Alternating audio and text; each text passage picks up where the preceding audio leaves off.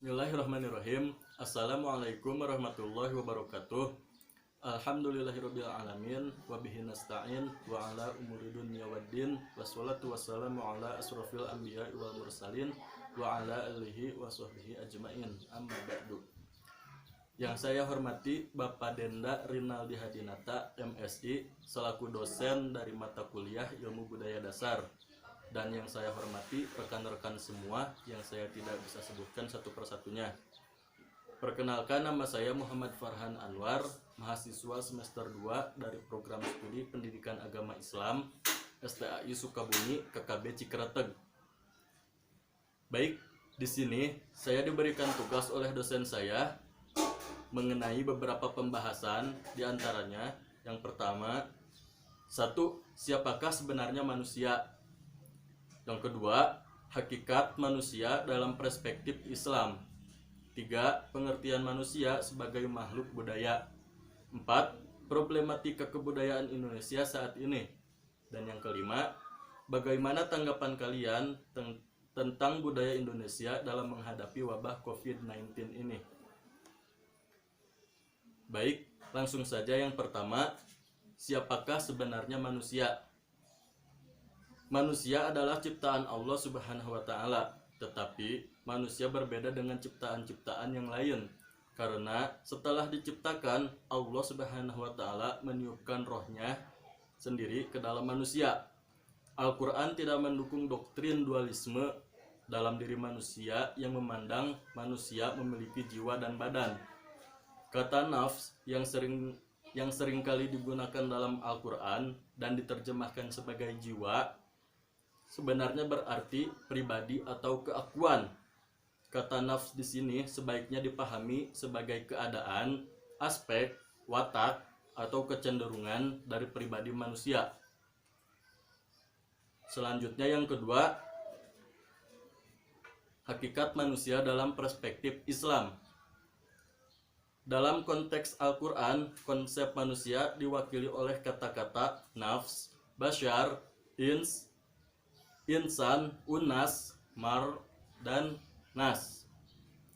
Kata-kata yang paling sering digunakan Al-Quran ketika membicarakan manusia adalah kata bashar, insan, dan nas. Kata bashar lebih dikaitkan dengan manusia dalam kapasitasnya sebagai makhluk biologis.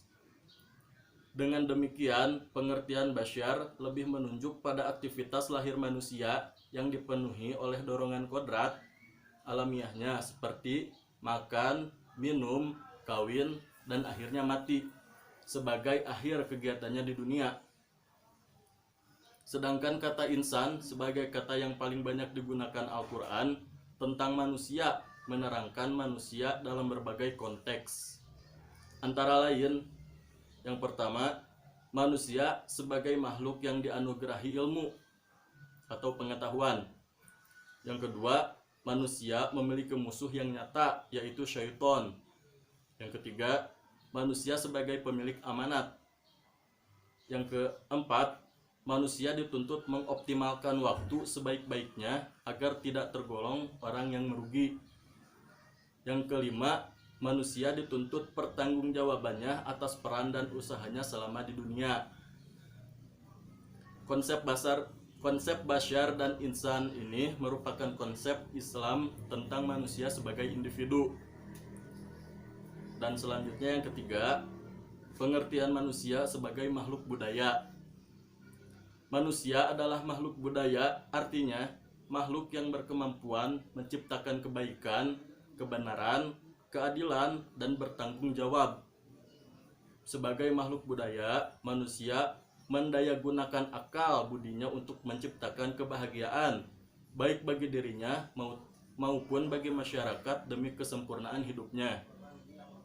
Sebagai catatan bahwa dalam pikirannya manusia mendapatkan ilmu pengetahuan. Dengan kehendaknya manusia mengarahkan perilakunya, dan dengan perasaannya manusia dapat mencapai kebahagiaannya. Tujuan dari pemahaman bahwa manusia sebagai makhluk budaya agar dapat dijadikan dalam pengetahuan dalam mempertimbangkan dan mensikapi berbagai problematik budaya yang berkembang di masyarakat sehingga manusia tidak semata-mata merupakan makhluk biologis saja, namun juga sebagai makhluk sosial, ekonomi, politik, dan makhluk budaya. Dan selanjutnya yang keempat, problematika kebudayaan Indonesia saat ini. Problematika kebudayaan adalah sesuatu yang indah jika kebudayaan yang merupakan harta yang turun-temurun dari nenek moyang kita dapat kita pertahankan kelestariannya. Tapi perkembangan zaman tidak dapat dibendung. Seiring dengan berjalannya waktu, maka kelestarian budaya tersebut harus dijaga karena kebudayaan hanyalah identitas diri dan merupakan identitas bangsa. Bangsa yang memiliki identitas akan memiliki bangsa yang kuat dan menjadi bangsa yang tidak mudah untuk dijajah oleh bangsa lain. Problematika kebudayaan saat ini yaitu yang pertama, adanya pandangan bahwa kebudayaan itu statis atau berdiam di tempat. 2. Rendahnya minat sebagian masyarakat dalam menghayati kebudayaan daerah. 3. Rendahnya apresiasi masyarakat dalam menghayati kebudayaan daerah. 4. Rendahnya apresiasi masyarakat terhadap nilai-nilai budaya daerah. Dan yang kelima, ketertarikan sebagian masyarakat terhadap pengaruh kebudayaan barat atau asing. Problematika kebudayaan sangat berbahaya jika dibiarkan, karena kebudayaan merupakan jati diri bangsa. Bila itu hilang, maka dengan sangat mudah bangsa itu akan hancur dan dijajah oleh bangsa lain.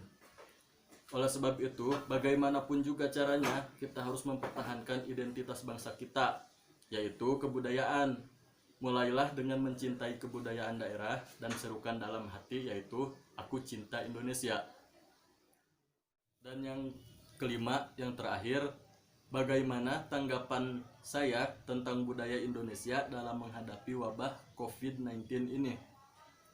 Baik, menurut saya, budaya masyarakat Indonesia dalam menghadapi wabah COVID-19 ini adalah kurangnya kesadaran akan dampak virus tersebut dan terlalu santai serta menyepelekan wabah COVID-19 ini, sehingga menyebabkan tingkat penyebaran COVID-19 di Indonesia ini cukup terbilang cepat.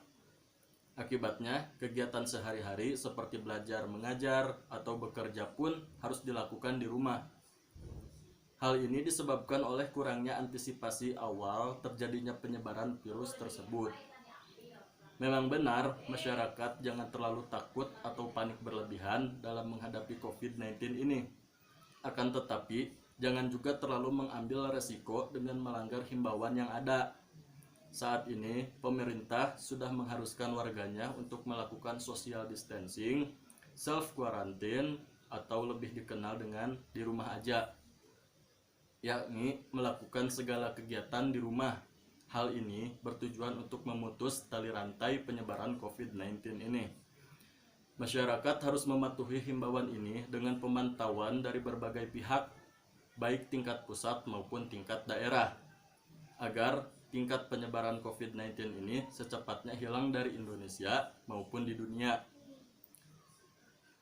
Baik, cukup sekian dari saya.